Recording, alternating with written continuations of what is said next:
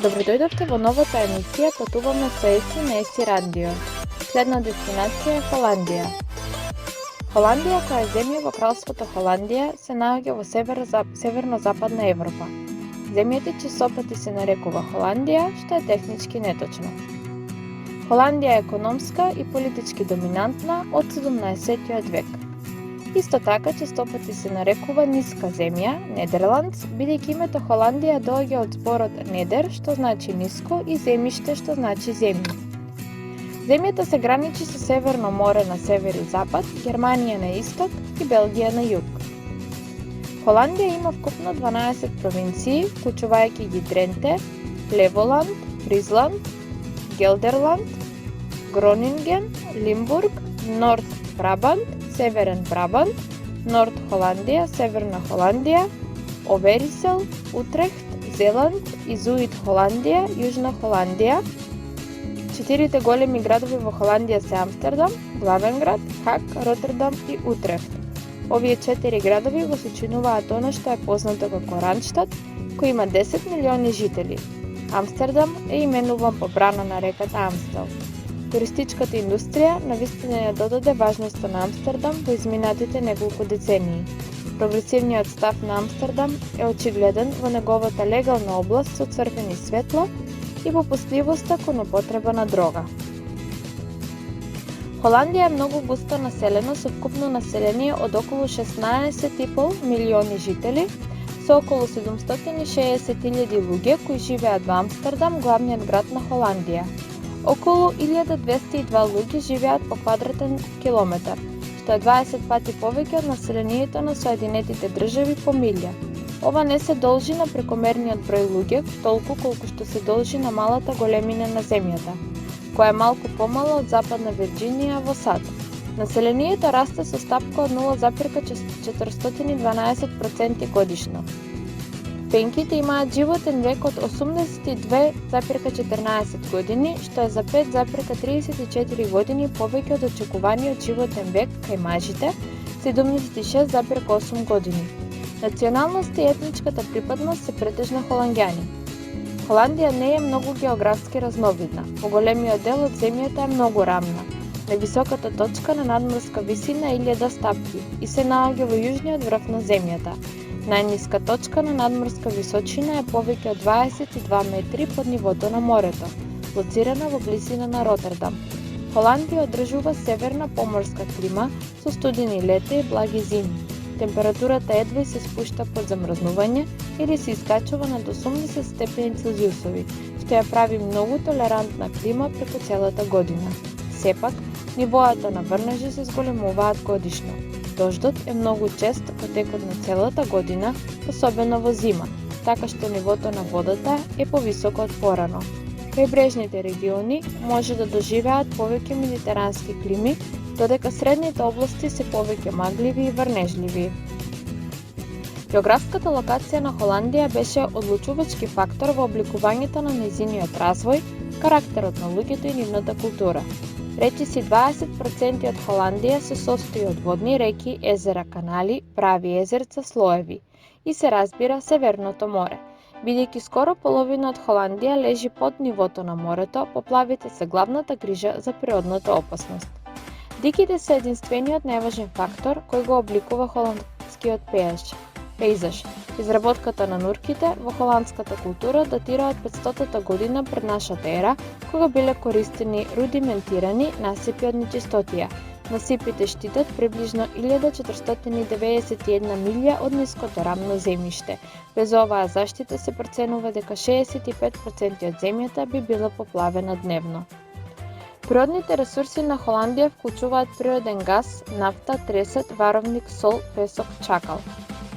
Холандија била нападната и окупирана од странски сили во поголемиот дел од својата историја. Во 14 до 16 век Холандија била под наслов на тројца странски владетели – французите, бургундите, австриските Хабсбурги и шпанците. 80-та годишна војна за независност траела од 1568 до 1648 година. Настаните што доведоа до војна започнаа во 1515 година, кога Чарлс I од Шпанија ги наследи ниските земји и ги доби преостанатите холандски провинции. Амстердам беше толерантен кон протестантите, што го направи Чарлс повеќе загрижен од протестантскиот бунт. Како резултат на тоа, католицизмот бил наметнат во Амстердам.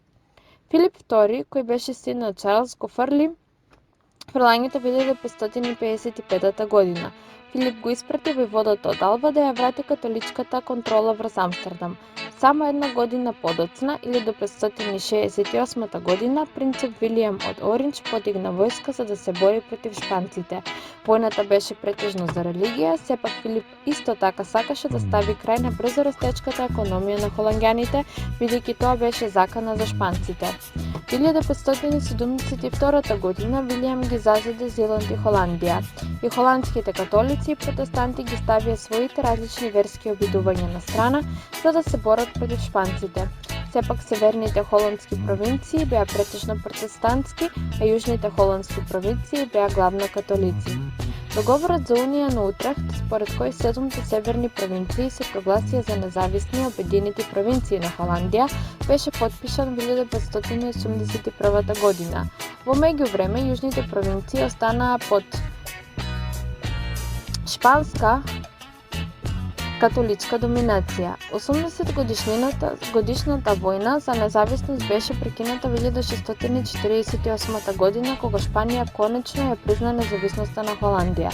Овој историски настап го доби името Холандско востание. Холандската источно-индиска компанија е основана во Амстердам во 1602 година. Таа е основана за да ја контролира и надгледува трговијата помеѓу обединетите провинции и териториите во Индискиот океан. Трговијата започна да се шири во 1621 година, кога беше основана холандската компанија Западна Индија. Ова се занимаваше со тргување со Америка и Африка. Ова проширување на трговија доведе до поголемо богатство на обединетите провинции. Духовниот и културниот живот започнал да света. Овој временски период е познат како златно доба на холанѓаните. Многу холандски сликари, особено Рембрандт, Вермен, Франс Халс и Руис Дајл, процветаа за време на златното доба. Во 1806 година Наполеон Бонапарта го направи својот брат Луис крал на Холандија.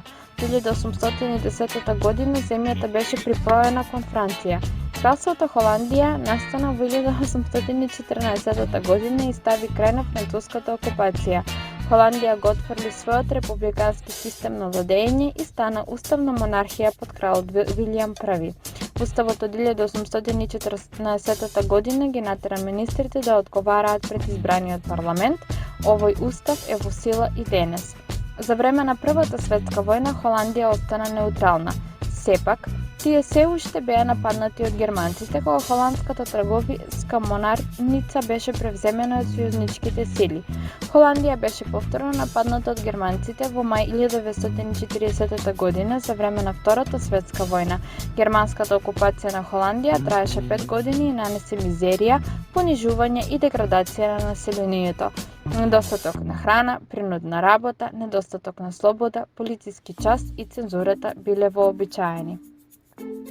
Иако не е главен град на Холандија, владата и администрацијата на земјата се наоѓаат во Хаг. Холандија е структурирана како уставна монархија со парламентарен систем на владење.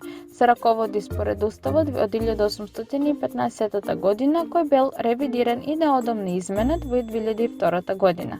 Монархијата е наследна, владата се состои од 3 гранки: извршна, законодавна и судска. Извршната власт се состои од шеф на државата, шеф на владата и кабинет. Кралицата Беатрикс е шеф на државата од 30 април 1980 година. Шеф на владата е премиерот Јан Петер. Совет на министри, кабинет го именува монархот. По изборите за втората комора, водачот на мнозинската партија или водачот на мнозинската коалиција обично го именува монархот за премиер. Заменик премиерите исто така ги назначува монархот.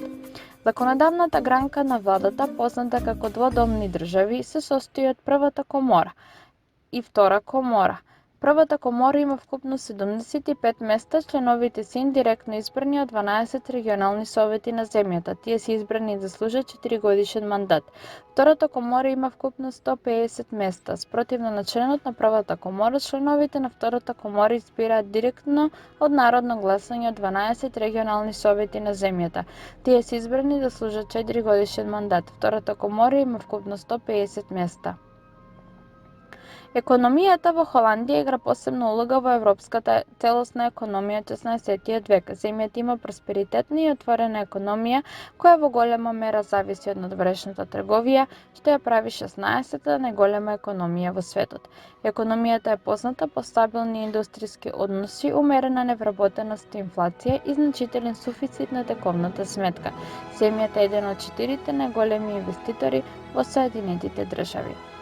Ова е кратка историја и кратки карактеристики за државата Холандија. Ви благодарам што бевте со нас.